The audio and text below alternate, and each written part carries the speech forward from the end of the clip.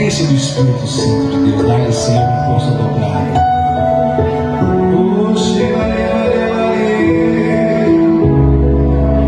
Pedimos, Nossa Senhora, nossa mãe querida, esse lugar é teu, mãe.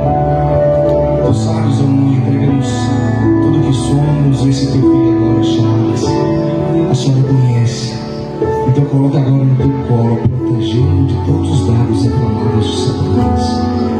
Que seja ele agora graciado com sua presença, com seu braço, com seu manto, com seu colo. Ave Maria, cheia de graça, o Senhor convosco. Bendita sois vós entre as mulheres, bendito é o fruto do vosso ventre, Jesus. Santa Maria, Mãe de Deus, rogai por nós, pecadores, agora é a hora de nossa morte. Amém. Santo anjo do Senhor, Deus é vosso guardador, se a ti confio a piedade divina, sempre me preste e guarda o reino. nós os adoramos, Senhor Jesus Cristo, e vos bendizemos, porque pela vossa Santa Cruz, em nome do Pai, do Filho, do Espírito Santo. Amém. Sentar no instante, irmãos. Boa tarde a todos. Misericórdia, gente. Boa tarde. Deus abençoe a vida de cada um de vocês. É uma graça de Deus e uma alegria poder estar no Retornar-vos pela segunda vez. Eu estive, se eu não me engano, há 5 anos atrás, se não me falha a memória, algo do tipo. Isso mesmo, né? Há 5 anos atrás. Nós estamos agora no 27º Alegrai-vos. E que nesse final de semana Deus possa fazer no nosso coração aquilo que é do desejo e da vontade de Deus. Que a palavra de Deus possa conduzir o nosso coração e a nossa vida para o centro da vontade do Senhor. E que ao término desses 2 dias buscando a presença de Deus, nós possamos sair daqui pessoas completamente transformadas pela graça de Deus. Amém? Eu sou o Charles, moro em 7 Lagoas. Estou morando aqui no estado de Minas há quase 10 anos, um pouco mais que 9 anos. Cresci no interior de São Paulo. Então vocês vão ficar com porta, porteira e portão. É coisa de quem cresceu em São Paulo, né? Eu sou pernambucano, na verdade, mas como eu cresci em São Paulo, então a gente pega aquele sotaque ali do Vale do Paraíba, né? O sotaque do caipira.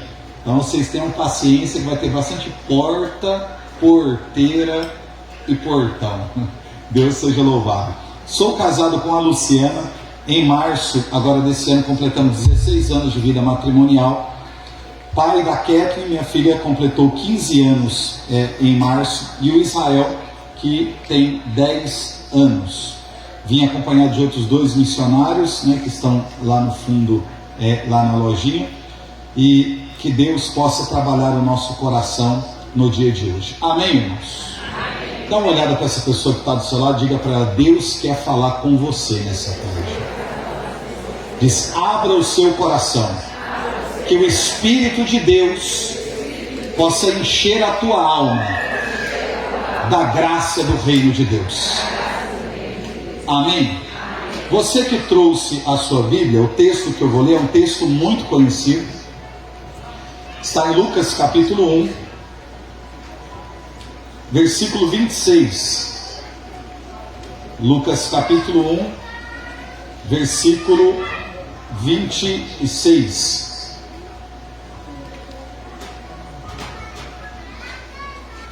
O tema da nossa pregação é Salve Maria, nossa rainha e advogada.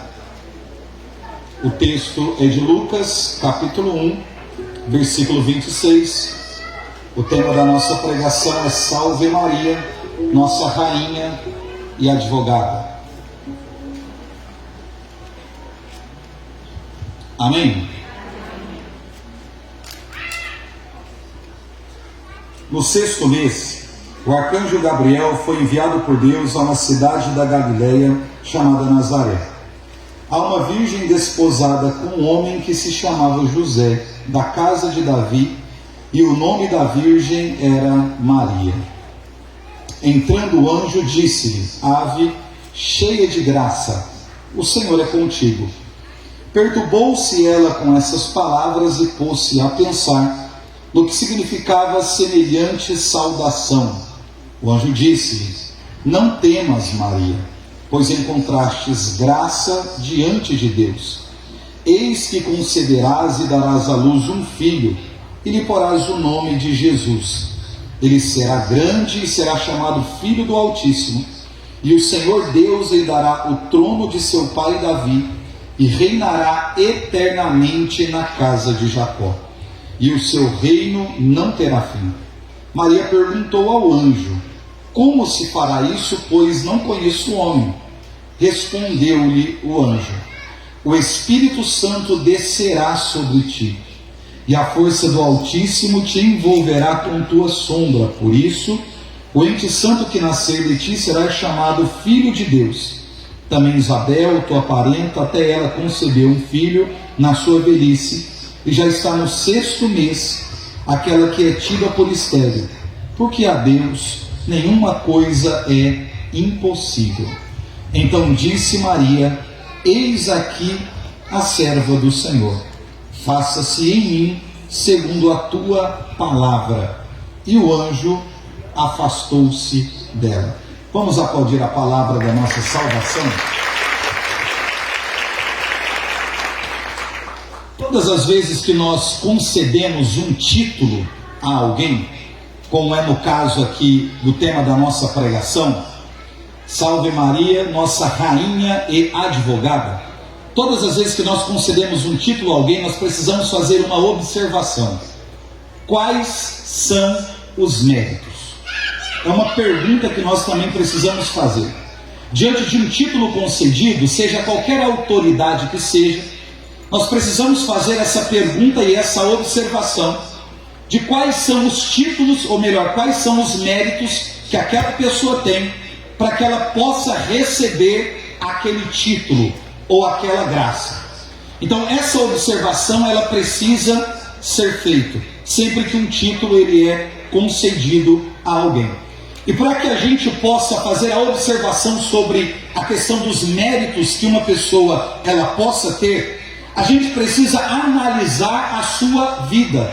Nós precisamos de certa forma conhecer a sua história.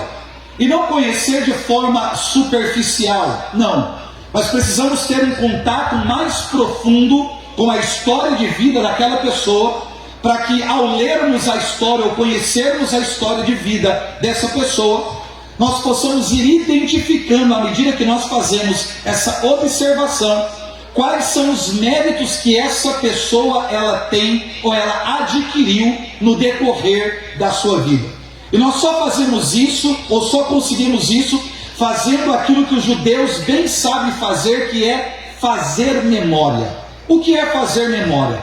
Dentro do contexto judaico, normalmente as histórias do povo de Deus, elas eram contadas de pais para os filhos, ou seja, os mais velhos contavam para os mais novos acerca de como Deus havia operado na vida dos seus antepassados.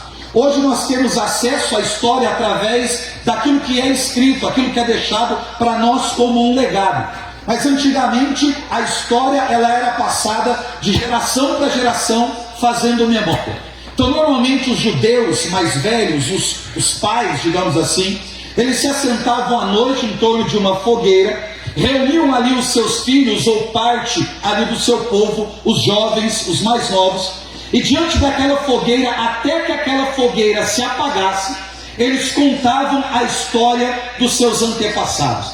Então enquanto existisse ali uma chama acesa, enquanto o fogo estivesse ardendo, enquanto houvesse brasa naquele lugar, os mais velhos iam alimentando os mais novos com as histórias dos seus antepassados. Então, aquele povo que estava ali ouvindo atentamente essa história contada, enquanto eles ouviam a história que aconteceu com esses homens, o seu coração ia ardendo como aquela fogueira que eles estavam diante dela. Como não arder o coração ao ouvir os feitos e as maravilhas que Deus havia operado na história dos seus pais, na história dos seus avós? Porque a fé que aquele povo professava, a maneira com que eles acreditavam em Deus, estava diretamente ligada à perseverança que esses homens tiveram nessa busca e nessa intimidade com o Senhor. para que aquela história pudesse chegar aos ouvidos daquelas crianças ou daqueles jovens. Aqueles homens que vieram antes deles precisavam suportar ardorosamente tudo aquilo que acontecia e viver uma fé expectante para que aquela história pudesse ser contada. Então existe aqui, nessa pregação, de forma agora mais direta, alguns pontos que nós precisamos tocar acerca da Virgem Maria. O que nós sabemos sobre a Santa Mãe de Deus? Ou o que a história nos conta ou nos narra sobre a Santíssima Mãe do nosso Senhor? Quando olhamos para a história de Nossa Senhora, da Santa Mãe de Deus, nós precisamos aqui ter algumas convicções para que a gente saiba de que maneira ela foi preparada. Claro, existe uma escolha de Deus, ela já foi escolhida desde sempre. Mas existe um preparo, e quando eu digo um preparo, eu não estou falando da parte de Deus para com a Virgem, eu estou falando dos seus familiares. Por quê? Porque Maria, desde cedo, ela foi instruída nas leis do judaísmo, que era a fé vigente naquela época que o povo, que o povo praticava. Então, desde cedo, ela foi instruída nas leis de Deus.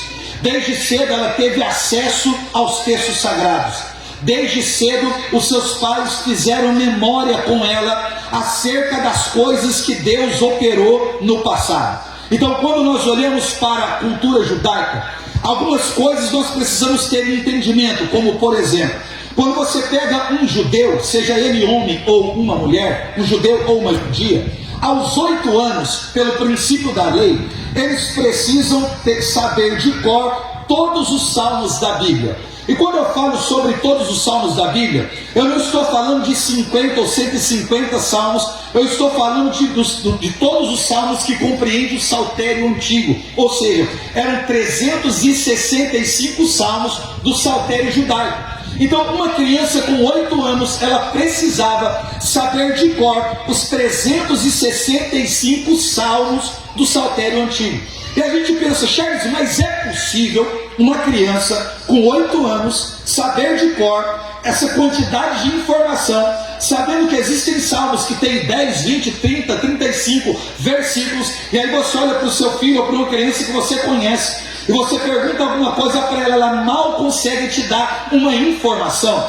É porque a casa de um judeu, o princípio judaico, a construção da fé desse povo, era de uma preocupação que essas crianças, elas tivessem impregnada na vida delas tudo aquilo que Deus operou no passado. Por exemplo, quando você ia antigamente à casa de um judeu ou de uma judia, você nunca passava de um ambiente de uma casa para o outro, como quem sai de uma sala e entra em um quarto, ou sai de uma sala e entra em uma cozinha, sem que você lesse as gravuras que estavam nos umbrais das portas, ou que fosse das janelas ou das paredes da casa. Então, por exemplo, se de repente um judeu está na sala da sua casa, para que ele passe da sala para o seu quarto, existe uma leitura no batente do lado direito, do batente do lado esquerdo, e 2 gravuras em cima da porta. Para que ele atravesse a porta daqui para o outro lado, ele não pode fazer a travessia sem que antes ele leia o salmo que está do lado de cá, o salmo que está do lado de cá, e os 2 salmos que estão do lado de cima, escrito no batente.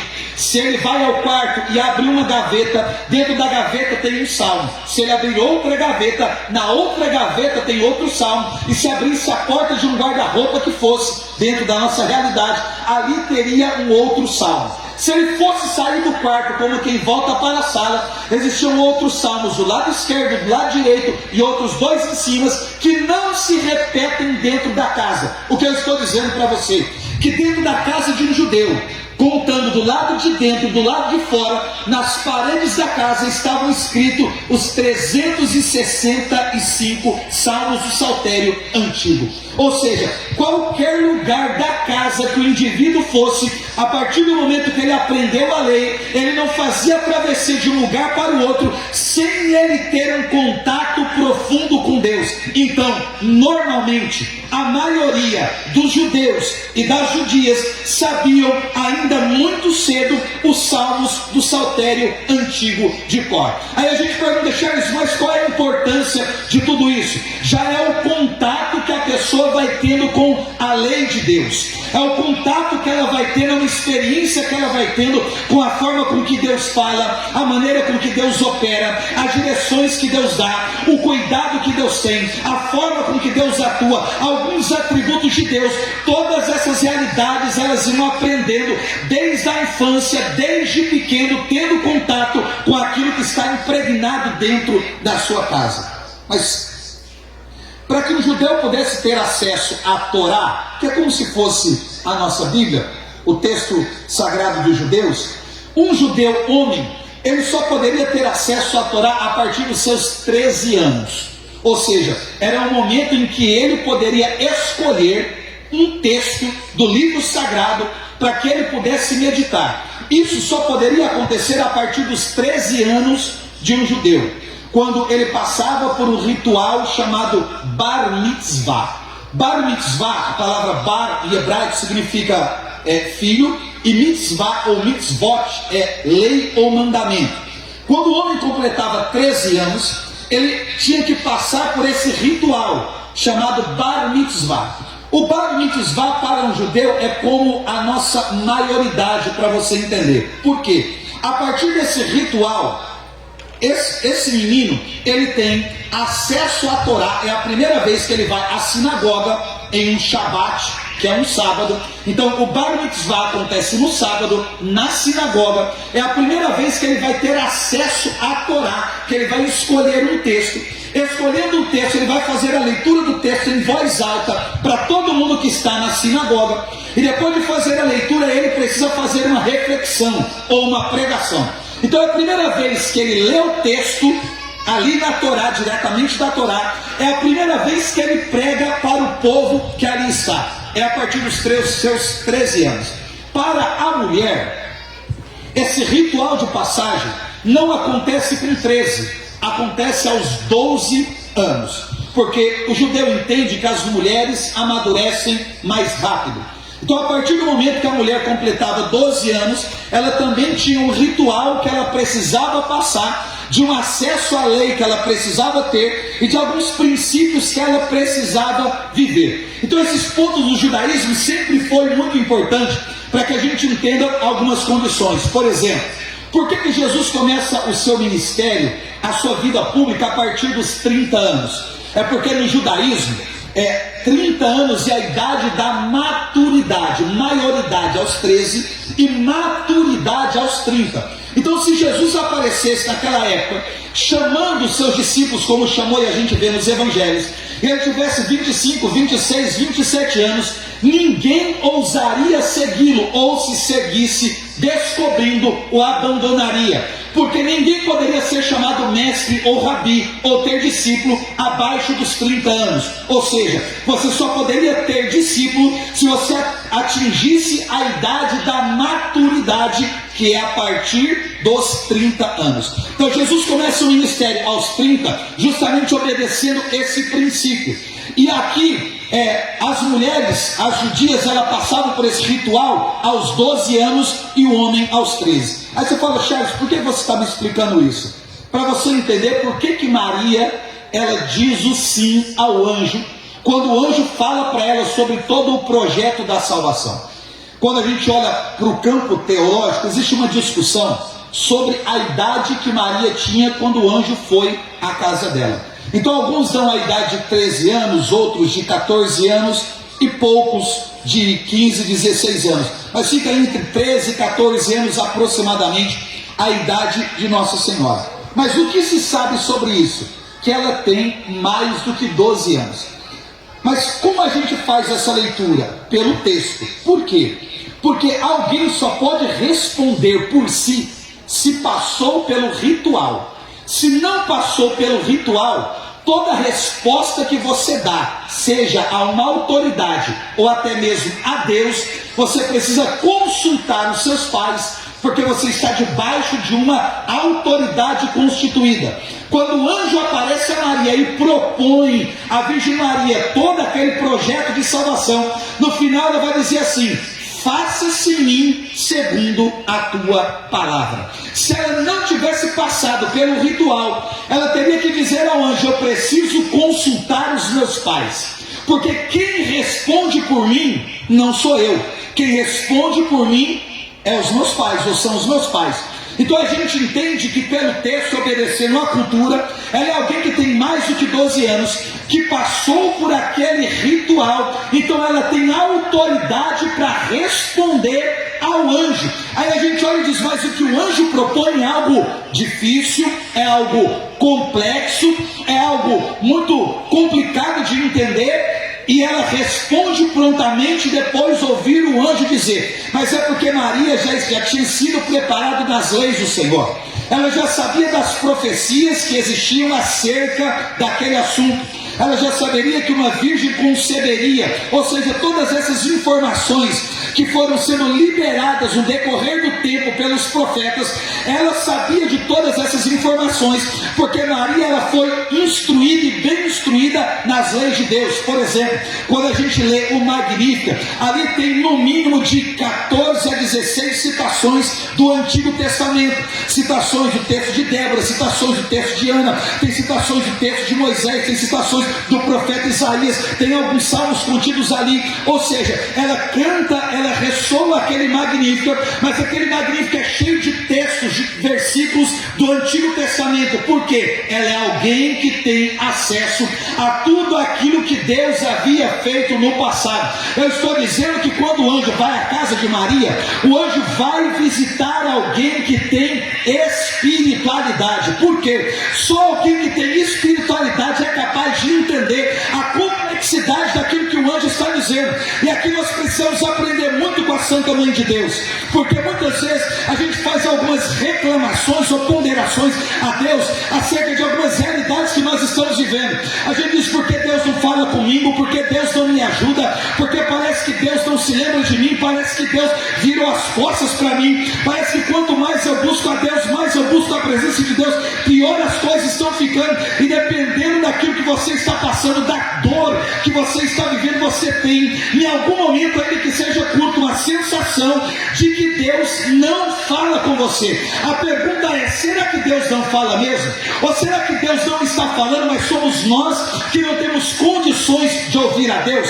Por quê? Para que nós consigamos identificar a voz de Deus, é necessário que tenhamos um mínimo de espiritualidade. E dependendo daquilo que Deus quer propor, ou da forma com que Deus quer falar, o nível de espiritualidade ele precisa crescer. É por isso que nós estamos aqui nesse final de semana. Sabe para quê? Para que a gente possa buscar a presença de Deus, cantar as canções celestiais, ouvir a ministração da palavra, buscarmos a face e a presença de Deus, crescermos a nossa espiritualidade, para que quando Deus falar ao nosso coração, a gente tenha condições de ouvir, de discernir e de colocar em prática aquilo que Deus está falando conosco. É necessário que tenhamos espiritualidade. Então o anjo não vai à casa de alguém que não conhece a lei. O anjo não está visitando alguém que não tem acesso aos textos. O anjo não está visitando alguém que não tem intimidade com o Senhor. O anjo não está visitando alguém que não obedece os seus pais, que obedece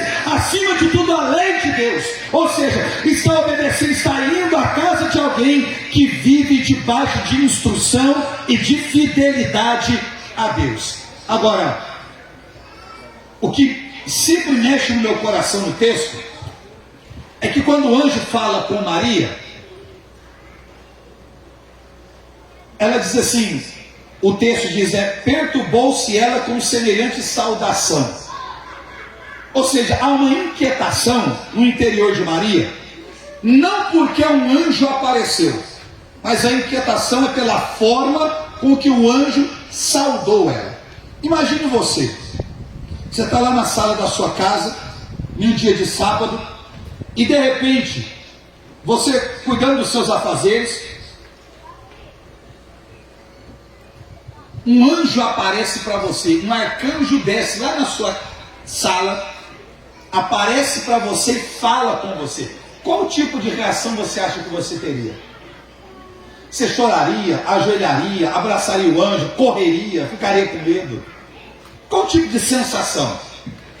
Talvez você fale, Charles, eu nem consigo imaginar isso, porque eu nem sei direito como é um arcanjo.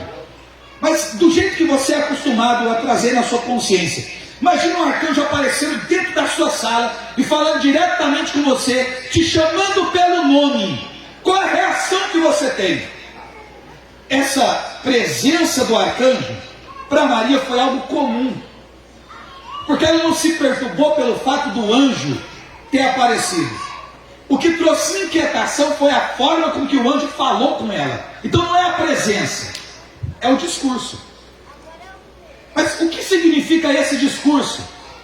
Qual a profundidade que tem as palavras que o anjo disse para ela? E aí não são só as palavras, os gestos em que estas palavras eles vieram acompanhar. E os padres da igreja, sobretudo Santo Agostinho, explicam muito bem essa realidade ali da anunciação.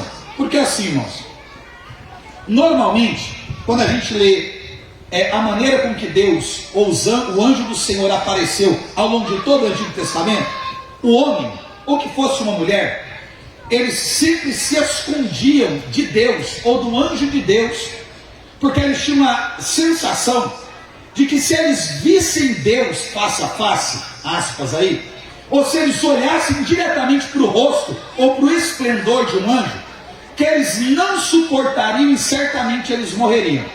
Então, para poder se manter vivo, esses homens, lá no Antigo Testamento, quando o anjo aparecia, eles escondiam o rosto do anjo, para poder dialogar com o anjo, mas sem olhar diretamente para o esplendor do anjo ali que está diante dele.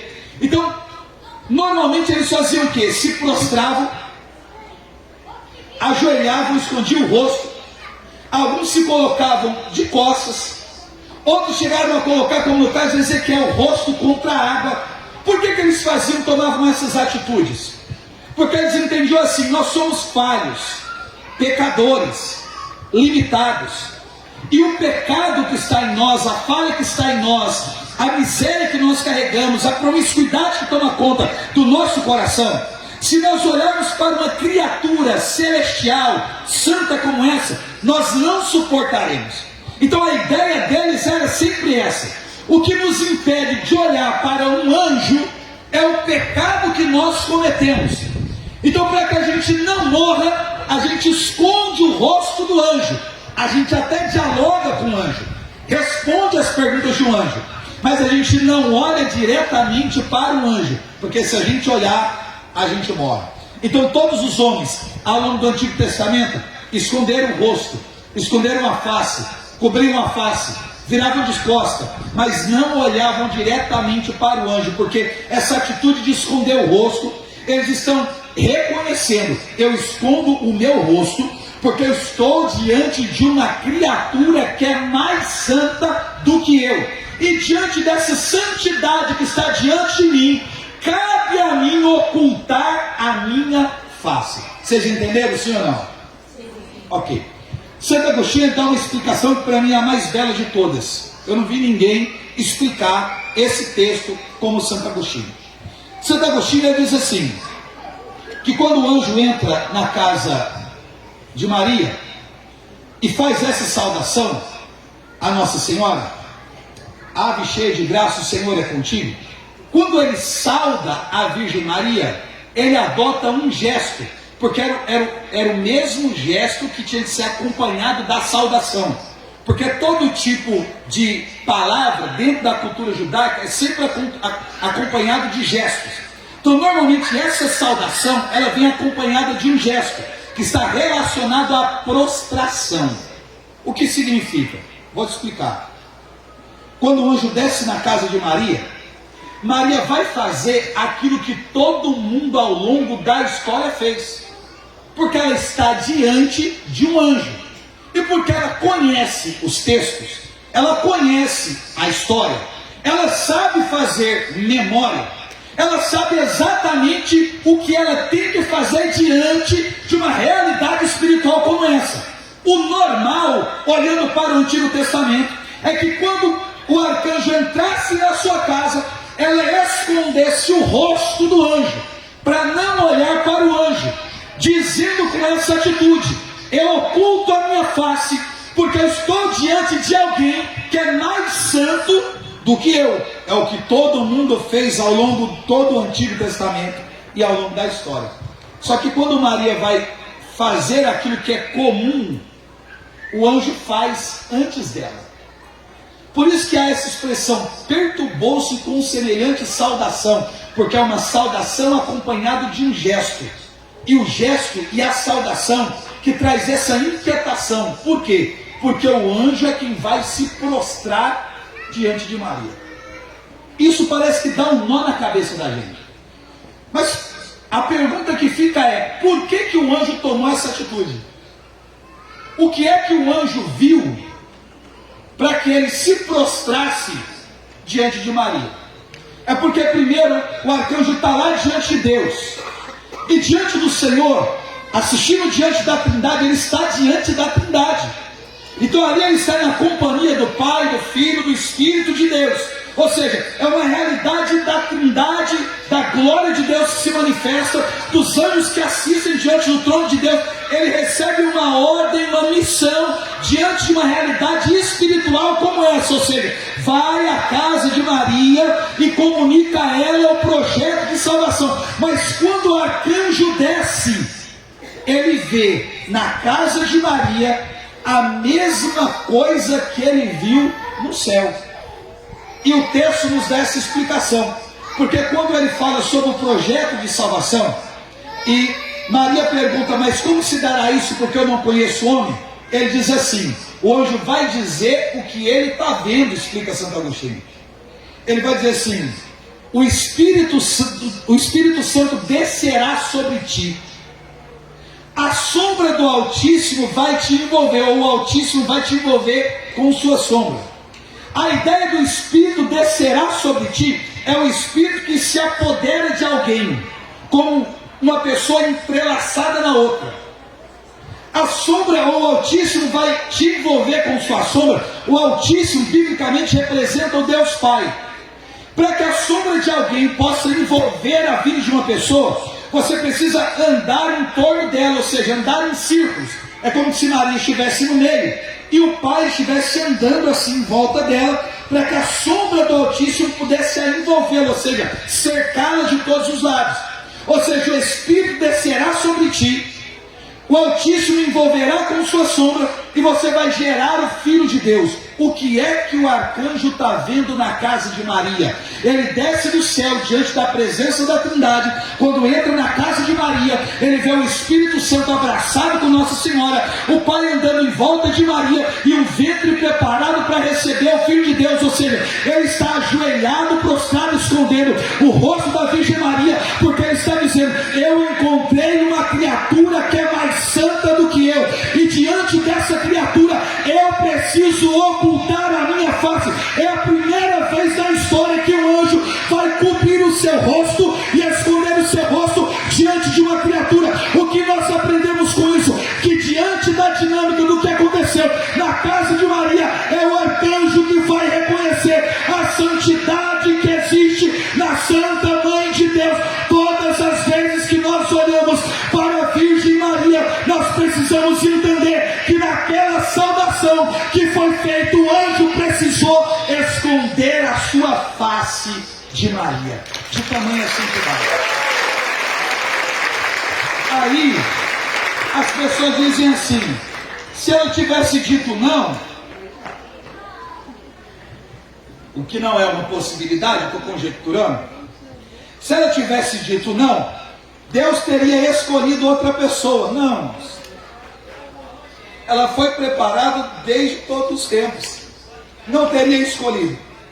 Ah não, qualquer pessoa no lugar dela teria dito sim. Não, se fosse outra mulher no lugar dela, seria a mulher que diante do anjo esconderia o rosto, e esse tipo de visitação não aconteceria. O que eu estou dizendo é que nós não estamos falando de uma mulher qualquer, nós não estamos falando de alguém que, às vezes a gente olha para algumas realidades cristãs no nosso meio, que olham para a Santa Mãe de Deus com desprezo, com pouco caso, como se ela fosse uma pessoa comum, uma pessoa qualquer, como se não existisse nenhum tipo de mérito. É claro que muita graça e muitas coisas são os méritos de Cristo, a gente sabe, mas a gente vê que ela foi independente dessa condição de escolha. ela foi preparada pela sua família. Para quê? Para poder viver esse momento extraordinário, ainda que eles não soubessem, não tivessem dimensão do que seria, mas ela foi preparada desde a sua infância para poder viver esse momento. Então, quando o anjo vai à casa dela, o anjo está vendo diante de quem que ele está, e esse mistério da Trindade na casa de Maria, a gente consegue enxergar isso poucas vezes ao longo da história, e a gente precisa fazer memória mais uma vez. Por exemplo, quando Deus faz o homem. Quando Deus faz o homem, explica Santo Irineu e São Justino, que foi o Pai, o Filho e o Espírito Santo que modelaram o homem no Éden, do pó da terra. E os padres da igreja explicam. É a ideia do Pai que coloca a mão na cabeça de Adão, daquele ainda boneco, do Cristo que coloca a mão para poder modelar o corpo, e quando ele recebe aquele sopro de vida, aquele hálito divino sobre as suas narinas, o Espírito Santo vai modelar o homem de dentro para fora.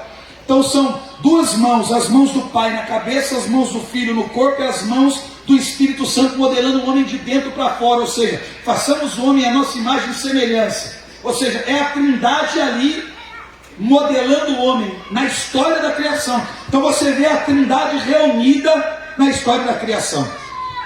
De uma forma, ainda que seja por um princípio de simbologia, a gente vê isso na Arca da Aliança.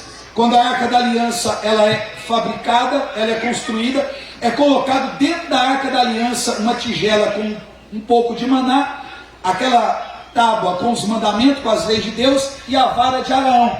Aquela tigela com pote de maná representa Cristo, aponta para Jesus Cristo.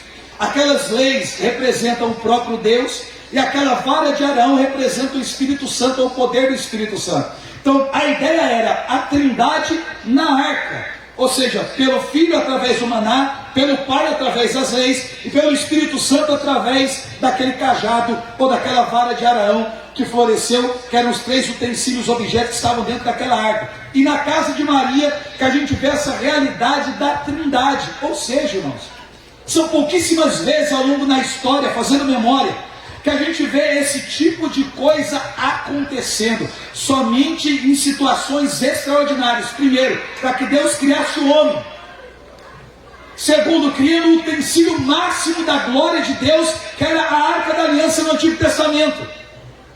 E depois, quando o arcanjo desce à casa de Maria. Tanto que quando a arca desaparece, a última vez que ela é citada no texto de Macabeus, depois ela vai ser mencionada lá em Apocalipse capítulo 11, que vai dizer que eles viram a arca de Deus sendo tomada ou levada ao céu. Aí entra o capítulo 12, dizendo: em seguida vi um grande sinal no céu, uma mulher revestida de sol, a lua debaixo de seus pés, e na sua cabeça uma coroa de 12 estrelas. O que está dizendo o texto? Que a antiga arca da aliança foi levada e a nova arca da aliança foi apresentada, porque a antiga arca da aliança ela tinha como que simbologia a Trindade dentro dela, mas a nova arca da aliança tem como presença a Trindade dentro dela.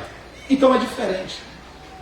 Então por que Nossa Senhora é nossa rainha e advogada? Porque nós estamos falando de alguém que encontrou graça diante de Deus. Alguém que fez parte de todo o mistério e projeto da salvação.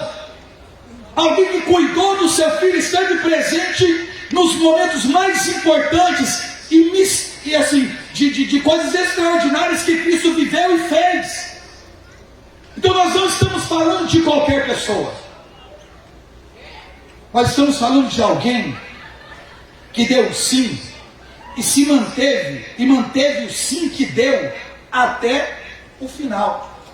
Porque uma coisa é você dar sim a Deus, e dependendo do que acontecer no trajeto, você ir repensando a escolha que você fez. Muitos de nós já paramos o tempo, enfraquecemos na fé, ou até por um tempo abandonamos a casa de Deus, porque a gente deu um sim a Deus, começou a caminhar, e no decorrer da nossa caminhada a gente foi sendo suprimido por algumas realidades, e a gente começou a rever a vocação, rever o chamado, rever o ministério, rever o sim, rever a entrega, rever tudo que a gente fez. É como se a gente dissesse: será que eu tomei a decisão certa? Isso não teve com Maria, irmãos. Ela se manteve firme até o final. E com detalhe, para ela, quanto mais o tempo passava, mais as dores aumentavam, mais a inquietação aumentava, mais as dores suprimiam e angustiavam ela. E quanto maior eram as dores de Maria no decorrer do tempo, por aquilo que acontecia com seu Santíssimo Filho, eu não vou dizer nem que ela renovava o sim, porque o sim foi único. É um sim que nem precisou de renovação. Ele foi o mesmo do começo até o final. É o mesmo sim que ela deu ao anjo lá na sua casa. É o mesmo sim que ela deu a Deus quando estava lá naquela manjedoura e recebeu o seu filho nos seus braços. E foi o mesmo sim que ela continuou dando a Deus quando o mundo devolveu o filho dela, tendo sido descido daquela cruz, desfalecido, transpassado e colocado no seu colo aos pés daquela cruz. Ou seja, ela manteve o sim até o final, em cada sofrimento, em cada dor, em cada estação, em cada queda que Jesus sofreu, em tudo que Jesus passou, ela manteve o sim. Agora como não? Nós, enquanto católicos, como não recorrer a ela? Como não confiar na sua poderosa intercessão? Como não nos entregarmos, não nos abandonarmos nas mãos da Virgem Maria, irmãos? Porque eu acho que muitas vezes a nossa devoção à Nossa Senhora, ela é uma devoção muito poética. Ou seja, olhando assim é até bonito, mas na prática não funciona. Não funciona porque a gente não se entrega como a gente deveria, não crê como a gente deveria e não confia da forma que deveria confiar. Ou seja, nos momentos de dores, de dificuldades, ao invés de recorrermos a ela, a gente prefere recorrer a todas as outras realidades.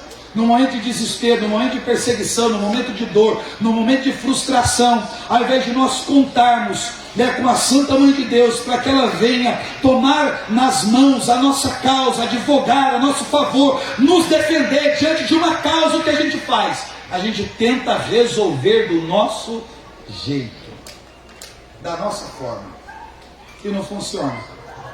Olha para você ver, eu tenho 41 anos, eu comecei a caminhar com Deus no ano 2000. Antes dessa experiência que eu tive com Deus, a minha vida foi de bagunça, de droga, promiscuidade, aquilo que não prestava. Fui com 13 para 14 anos, eu estava na FEBEM em São Paulo, já tinha cometido 3 homicídios, ou seja, minha vida era uma bagunça. Uma bagunça. Atirei no meu próprio pai dentro de casa. Tudo que você imaginar na vida que não presta, eu fazia. Primeiro eu vi o meu pai praticando o que não prestava dentro da minha casa. No primeiro momento eu olhei para ele com um olhar de admiração. Depois que eu vi a violência aplicada na minha mãe, em mim, na minha irmã, eu passei a detestar aquela realidade. Então durante um tempo eu reprovava o que o meu pai fazia. Quando meu pai saiu de casa, eu me tornei o reflexo dele na minha casa. Ou seja, eu comecei a reproduzir dentro da minha casa o que meu pai fazia.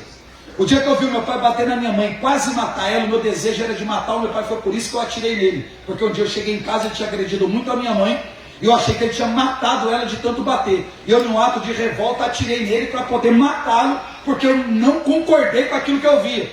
Mas eu vi o meu pai dar um pontapé na barriga da minha mãe, ela perdeu uma criança. Eu vi o meu pai tentar abusar sexualmente da minha irmã quando ela tinha 5 anos, ou seja, a nossa vida era uma tragédia. Então eu olhava para ele com aquela reprovação. Só que quando ele saiu de casa, e eu estou em casa, eu passei a reproduzir o que o meu pai fazia. Ou seja, eu não respeitava a minha mãe, eu batia na minha mãe, eu batia na minha irmã, eu ameaçava todo mundo dentro de casa. Eu me tornei o reflexo dele. Aí nessa época, minha mãe frequentava um grupo de oração. E eu sempre digo que o grupo de oração que a minha mãe frequentava, ou da época dela, não devia ser um grupo muito bom, não. Por que eu digo que não era um grupo muito bom? Porque alguns, no grupo iam um pessoal pregar, e às vezes, de vez em quando, esporadicamente, ia um jovem ou outro pregar. E quando ela via um jovem lá na frente pregando e dar testemunho, aquela coisa toda, ela, por ter um filho numa realidade de bagunça, de droga, no coração dela, o que ela pensava? Um dia eu quero que o meu filho faça isso aí. Ou seja, quem sabe um dia meu filho não vem para a igreja, quem sabe um dia meu filho ele não vira um pregador. E aí nos momentos ela ia partilhar com as irmãs do grupo de oração, as servas, e chamava o povo e dizia assim: olha, um dia, vocês vão ver, um dia meu filho vai estar na igreja, um dia meu filho vai ser pregador. Aí as mulheres diziam assim, eu estou falando de serva do grupo de oração: ô Zilda, você é louca? O Charles nunca vai vir para a igreja, ele nunca vai ser pregador. Para de se enganar. Olha, faz o seguinte, aproveita que às vezes ele sai, fica 2, 3 dias fora, e quando ele sair, pega a sua filha e vai embora, some. Porque o que o teu marido não fez, ele vai fazer. Um dia ele vai chegar em casa e vai matar você e a sua filha. E a minha mãe dizia: não, eu acredito que Deus tem o poder de mudar a vida do meu filho. E as mulheres diziam: ele nunca vai mudar. Porque para uma pessoa como ele, ou é cadeia, ou é caixão. Ou seja, eu tinha uma sentença decretada sobre a minha vida. E realmente, para quem vive esse perfil de vida, o fim acaba sendo basicamente esse. Então existia essa sentença. Minha mãe dizendo assim: um dia ele vai ser um pregador, um dia ele vai ser um homem de Deus, um dia ele vai ter uma experiência com Deus, um dia ele sai das drogas, um dia ele sai do crime. E as mulheres dizendo assim para ela: para com isso, esquece isso, qualquer um menos o seu filho. Um dia ele vai matar todo mundo, para ele ou é cadeia ou é caixão. Rosilda, ele não chega nos 18 anos, esse menino. Se ele chegar nos 18 anos, ele vai apodrecer em uma cadeia, mas para a igreja ele não vai. Aí o que a minha mãe fazia com essa informação?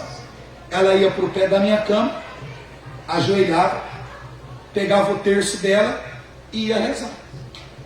Ajoelhado no pé da minha cama. E sabe qual era a oração da minha mãe no pé da minha cama? E o engraçado é que, às vezes no meio da noite eu queria ir no banheiro tomar água, eu via ela ajoelhada, porque ela não falhava um dia.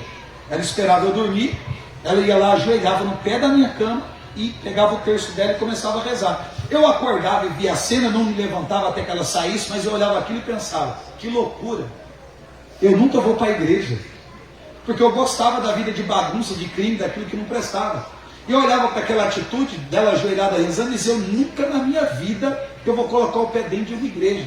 Isso é uma perca de tempo, isso é uma idiotice. E às vezes quando eu, no outro dia, eu falava para ela: por que a senhora fica lá rezando? Eu nunca vou para a igreja, isso é uma perca de tempo, eu não quero saber de Deus. E brigava com ela pelo fato dela rezar. E a oração da minha mãe no pé da minha cama era: Deus, tira o meu filho das drogas e faz do meu filho um pregador do evangelho. O que eu estou dizendo para você? Eu sou fruto da oração de duas mães. Da oração de uma mãe terrena, uma nordestina de 1,60 m, que ia para o pé da cama de um filho, ajoelhar, segurar um terço e rezar. E de uma outra mãe no céu, advogada e rainha, olhando para o seu filho e dizendo: atende a oração daquela mãe que está no pé da cama do filho, pedindo para que ele saia das drogas. Então o que ela fez? Ela recorreu a Nossa Senhora acerca de uma coisa que para todo mundo já tinha uma sentença decretada. Aí a pergunta que eu faço a você é: você vai desistir? Você vai parar de rezar? Você vai arrefecer? Você vai abrir mão da busca, da entrega? Charles, mas é que faz muito tempo, mas é que você não sabe a minha história, mas porque o meu marido é complicado, mas que o meu filho é um problema. Você vai desistir? Ou nós acreditamos verdadeiramente que ela é a advogada nossa, que ela é rainha do céu, ou nós acreditamos nessa verdade, ou nós vamos sucumbir diante das nossas lutas. Comece a pedir auxílio a quem tem acesso direto ao coração do Pai, porque ela está próxima do seu filho. Então nós precisamos recorrer a ela. Então eu quero dizer a você, esposa, esposo, sobretudo você que é mãe, não desista do seu filho, do seu marido, da sua casa, da sua história. Recorra à Santa Mãe de Deus, suplique a sua intercessão para que ela possa lutar, te defender, batalhar por você. Eu quero encerrar dizendo: tem um texto no Antigo Testamento que eu gosto. Na verdade não, eu gosto de muita coisa, mas tem um texto específico quando eu falo sobre esse assunto que eu gosto de lembrar. Tem um rapaz na Bíblia chamado Naamã. Vocês lembram de Naamã, aquele que mergulhou 7 vezes no Jordão para ser curado? Naamã era um general. A Bíblia, quando começa a falar desse homem, diz assim: Naamã, general do exército do rei da Síria, gozava de grande prestígio diante do seu homem, porque por meio dele o Senhor salvou a Síria. Então, quando a Bíblia começa a falar deste homem, a Bíblia começa a falar sobre as qualidades que ele tem. Naamã, general do exército do rei da Síria, gozava de grande prestígio diante do seu amo. Aí a Bíblia diz assim: porém, leproso. Qual é o problema da lepra? Se a lepra dele for descoberta, ele perde tudo que ele conquistou. Ele não pode ser general, não pode conviver com a sua família, não pode ficar dentro de casa, vai ter que ficar afastado para tempo de purificação. Se não for curado, vai viver em outra cidade como uma espécie de leprosário. Então o que é que eu entendo? Que existem realidades na nossa vida que, se elas forem descobertas, a gente pode perder tudo que a gente conquistou. Tudo. Então Naamã era essa figura. Ele é tudo isso, mas ele tem uma doença que, se for descoberta, tudo que ele conquistou na vida vai ruir. Então é algo que ninguém pode saber, porque ele cobre a sua ferida com a sua farda. Então ninguém vê. E a gente faz muito isso. A gente gosta de esconder as nossas dores, as nossas misérias, sempre com alguma coisa. Quem olha para você vê um monte de qualidade, mas às vezes é mais uma atuação, porque você está ferido por dentro. Aí, numa conversa dele com a esposa em casa, uma jovem israelita, não tem nem nome ela. A Bíblia diz que ela era uma jovem israelita que estava a serviço da mulher de Naamã. Primeiro, que ela não pode nem conversar com o senhor da casa, que é Naamã. Ela não está ali porque ela foi contratada. Ela é uma escrava.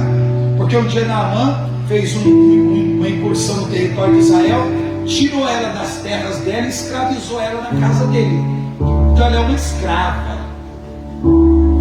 que não pode sair de casa e voltar para a sua terra. Trabalha forçada. Então esse homem é a figura do mal para ela. Só que ela ouviu a conversa. Qual conversa? De que ele tem lepra. Aí você pensa: olha que oportunidade. É a oportunidade dela poder voltar para casa. Ela pode revelar às autoridades a enfermidade que ele tem. Ele vai ser destituído de tudo que conquistou. Ela vai poder provavelmente voltar para sua casa. Só que ela vai correr um risco. Ela chegou na sua senhora, que é a esposa de Naamã, e disse assim: vem cá, se o meu amo fosse ter com o profeta que reside na Samaria, ele o curaria da lepra. Gente, olha que risco. Se a mulher de Naamã disse para o marido: olha, ela sabe da sua doença, ele poderia dizer: já que ela sabe, para que ela não conte para ninguém, vamos executar ela, porque se o povo ficar sabendo, eu perco tudo que eu conquistei. Só que ela correu o risco de perder a própria vida para tentar ajudar alguém que escraviza ela. Gente, isso é uma loucura. É uma loucura. É o grau de maturidade que Jesus explicou no Sermão da Montanha que a gente precisa chegar. De oferecer outra face, de ceder a capa, quando pede a túnica, de andar 2000. O Evangelho verdadeiro. Então ela arriscou a vida para poder salvar a vida de alguém que escraviza ela. Ela está dizendo: olha, eu não posso fazer nada por ele, mas eu conheço alguém que pode. Gente, isso é intercessão. Só que ela está intercedendo por um inimigo, por um algoz, por alguém que faz mal, por um escravagista. Aí ele ouve a história, pede para o rei dele mandar uma carta para o rei da outra terra, do território de Israel. Pega a sua comitiva, sela a sua montaria, pega alguns presentes, porque vai à casa do profeta Eliseu. Andou alguns dias, chegou na porta do profeta. Quando ele chegou lá e bateu, o profeta já sabia que ele iria, porque o rei de Israel disse que ele ia receber uma visita muito importante. Era o militar mais importante da época. Quando ele chegou na porta, Eliseu mandou um servo ir lá. Ele disse: pede para ele ir lá no Jordão e se lavar 7 vezes, que ele vai ficar curado. Aí a Bíblia diz assim: Naamã foi despeitado, dizendo: eu pensei que ele viria em pessoa, colocaria a mão sobre o lugar infectado e me curaria da lepra. Porventura os rios de Damasco, Abana e o Farfar não são melhores que todas as águas de Israel? Eu não me poderia ter me lavado nele e ficar limpo. Ele está dizendo o quê? Se fosse para pular no rio, eu tinha pulado no rio na minha cidade. Eu andei todos esses dias para chegar na porta da casa desse camarada. Ele não me atendeu, mandou um servo, ainda me disse para eu pular dentro d'água. Aí o servo que estava com ele falou: meu pai, olha a intercessão como é que é. Ele não te pediu nada difícil, só disse: lava-te e vai ficar limpo. Sabe o que você não devia fazer? Aí Naamã deve ter pensado: já que eu estou aqui, eu vou fazer o que o profeta mandou. Ele foi. A gente sabe a história. Ele foi mergulhando uma vez, duas vezes, e cada vez que ele mergulhava e levantava, a sua pele estava cada vez mais limpa. Foi um milagre extraordinário. Mas a pergunta é: por que o milagre aconteceu? Porque tinha uma jovem israelita dentro da casa que ouviu uma conversa, uma súplica, uma dor. O que eu estou querendo dizer a você? Que quando na casa da gente existe uma jovem israelita, quando a gente fala sobre as nossas dores, as nossas inquietações, as nossas angústias, os nossos sofrimentos, ela vai dizer assim, como fez nas bodas de Caná: fazei tudo o que ele vos disser. É ela quem, ouvindo as suas necessidades, as suas dores, os seus lamentos, é ela quem vai recorrer, é ela quem vai apontar o caminho, é ela quem vai dar a direção para que a graça possa alcançar a tua casa. Agora, ela precisa estar dentro da sua casa. Naamã escravizou a pessoa certa, porque foi aquela jovem israelita que, ouvindo aquela conversa, disse: tem alguém que pode fazer alguma coisa por você, e se você for lá, sua vida nunca mais vai ser a mesma. É assim que Maria atua na vida da gente. É desse jeito. Do jeito que João levou ela para casa, ela também tem que ir para casa. Mas não na forma somente de imagem, mas de devoção. E devoção piedosa. Devoção piedosa. Por que lá nas bodas de Caná, ela percebeu que o vinho faltou? Porque onde Maria está, ela não está distraída, ela não está envolvida com as distrações. Gente, festa de casamento tem música, não tem? Tem dança, não tem? Tem convidados, não tem? Tem barulho, não tem? Tem amigos que se reencontram, não tem? É um ambiente de muitas distrações.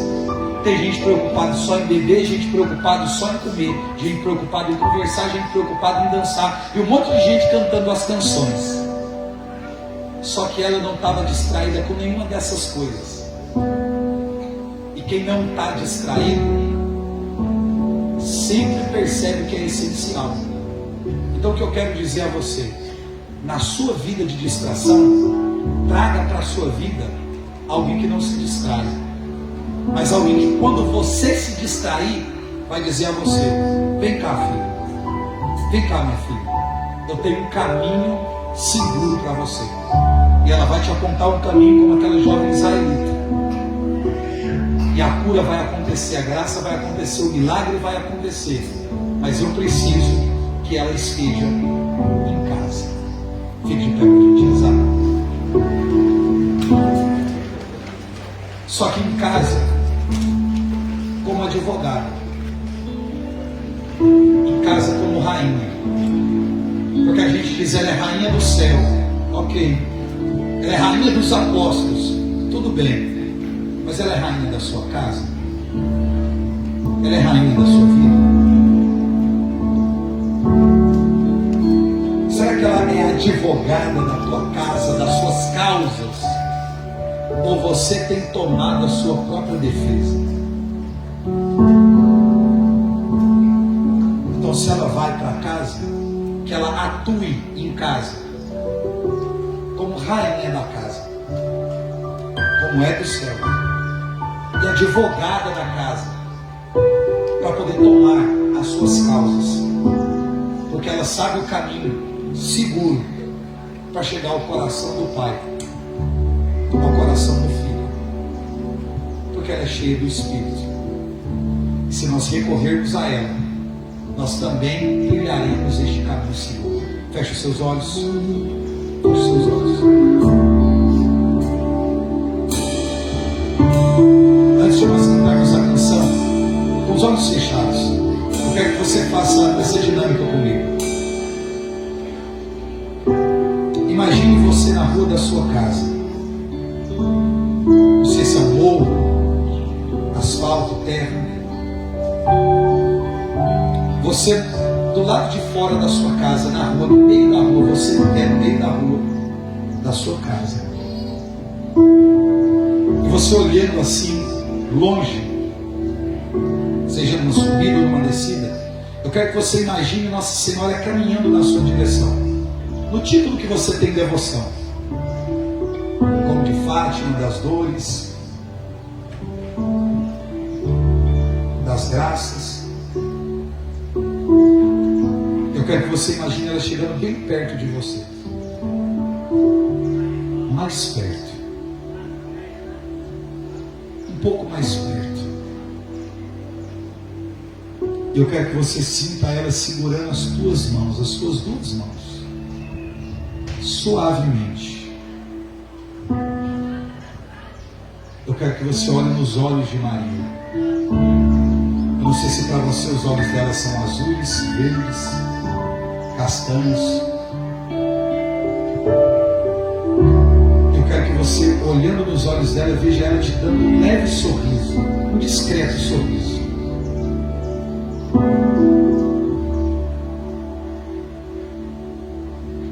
E eu queria que agora, segurando nas mãos de Maria, olhando nos seus olhos, você dissesse para ela: mãe, entra na minha casa. E eu queria que você, segurando na mão dela, levasse Nossa Senhora para dentro da sua casa. Qual o primeiro cômodo da sua casa que você a levaria? Talvez a sala com a família toda reunida? Talvez no quarto onde seu filho está deitado?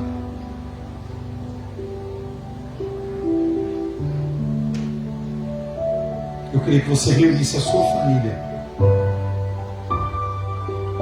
seja no quintal, na sala, no quarto, no lugar mais confortável da sua casa.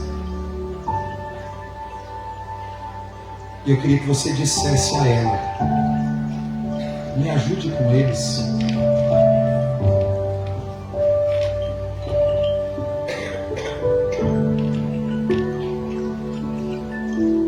Que o coração deles seja curado. Que o milagre aconteça na minha casa. Eu quero que você diga para ela: seja rainha desta casa, como a Senhora do Céu. E toma em vossas mãos, ó mãe, essa causa e me defende, porque eu já não aguento mais. Porque se nós fizermos isso, a glória de Deus vai se estabelecer dentro da tua casa e alcançar o coração dos teus familiares.